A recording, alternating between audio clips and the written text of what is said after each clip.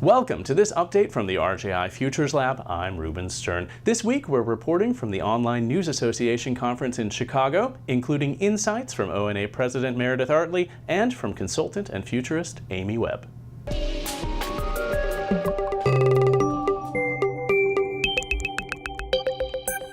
This year's 15th annual conference of the Online News Association brought together more than 1,700 people from across the media spectrum, and even some advice from Cookie Monster, who has about 10 million fans on Facebook.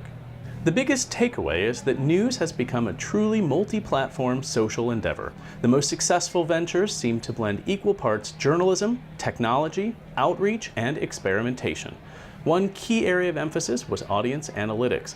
Multiple presenters stressed the value of going beyond simple metrics like page views and instead focusing on how audience members behave across the range of digital platforms and devices.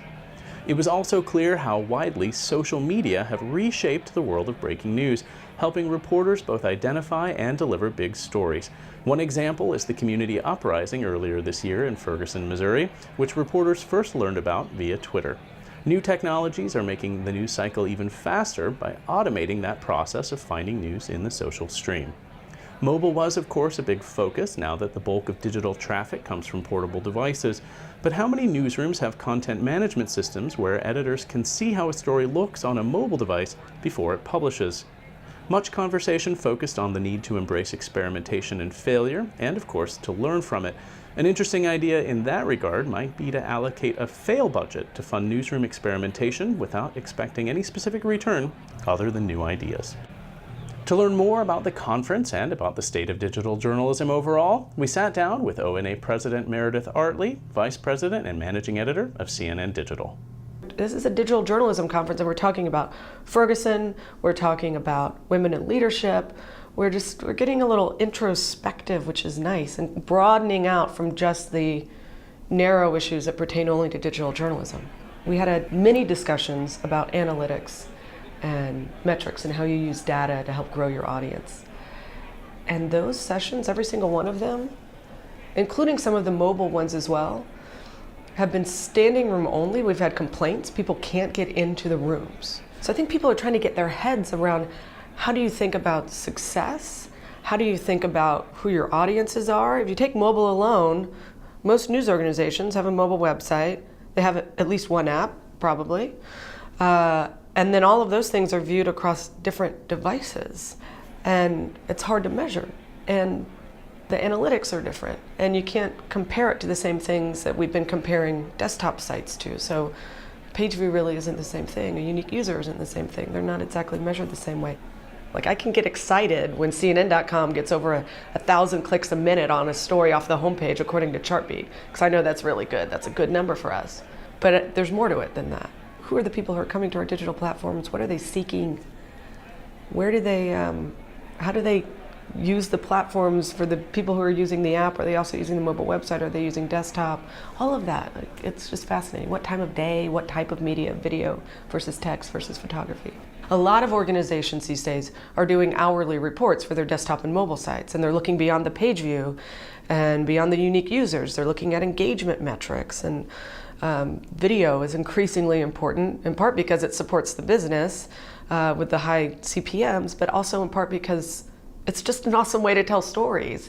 And now you can do that across all platforms. So I think that's one thing, is you have to constantly be looking at new tools, new data, networking with people to find out who's doing what in terms of trying to get to know your audiences. The second thing you have to be doing, and I think most news organizations have made massive strides in this, but maybe not everyone has gone as far as they could, is to position digital as absolutely entirely central and treat it like it's the gem that it is, that it's what you're going to build your future on.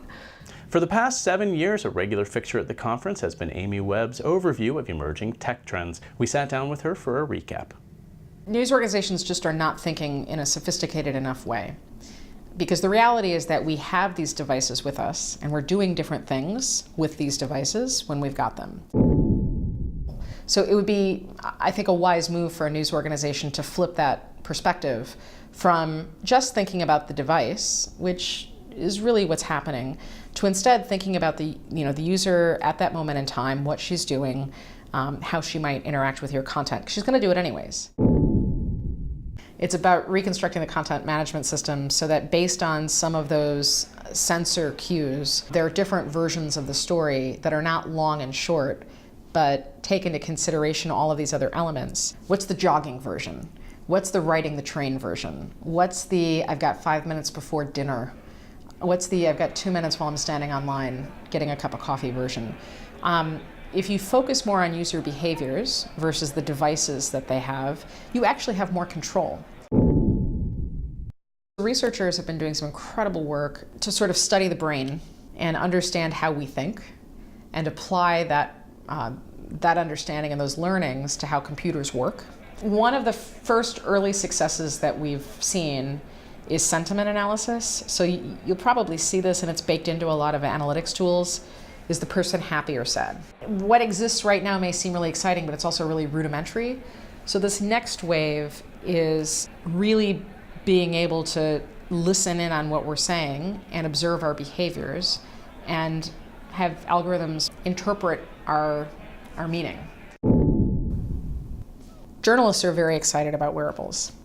The average person, if you walked up to them and asked them questions about a wearable device, they would have no idea what you're talking about.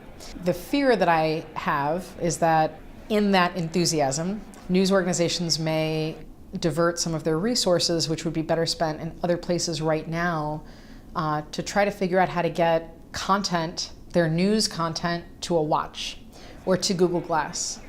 At the moment, we don't have enough market penetration so that that's even a meaningful publishing outlet, but hopefully you're collecting user data so that you can interpret and learn from how people are using those wearable devices in conjunction with your content. There's an attraction to content that doesn't stay there permanently. Now, we've started to see this. So there are ephemeral networks that are sort of ephemeral by default. So the Twitter space has gotten pretty crowded, as has Facebook. And the algorithms are now sort of deciding, at least in Facebook, what you're seeing. So content, to some extent, is ephemeral, even though it's not intended to be. But what we're seeing is sort of an intentionality in the next sets of networks. And those are networks where you create content that's meant to disappear after a certain amount of time. So we're seeing some enterprise level ephemeral networks that allow you to send content back and forth for the purpose of it being encrypted, can't be seen and forgotten. And there's some real benefit to that. There are also some ethical things to consider. So if newsrooms use these ephemeral networks to publish content and they get something wrong, it's really hard to do a correction. Because if you post a correction, it's going to disappear. There's no record. I think the more important thing than which of the trends is feel inspired and then go back and carve out some time for experimentation. Experimentation is just as important as exercising. If you're going to exercise your body, you've got to exercise your mind too, and your creativity, and it takes work. Along with this video, you'll find links to more in-depth coverage from the conference, including the slides from Amy Webb's presentation. And that's it for this report from the RJI Futures Lab. From Chicago, I'm Ruben Stern. We'll see you in the future.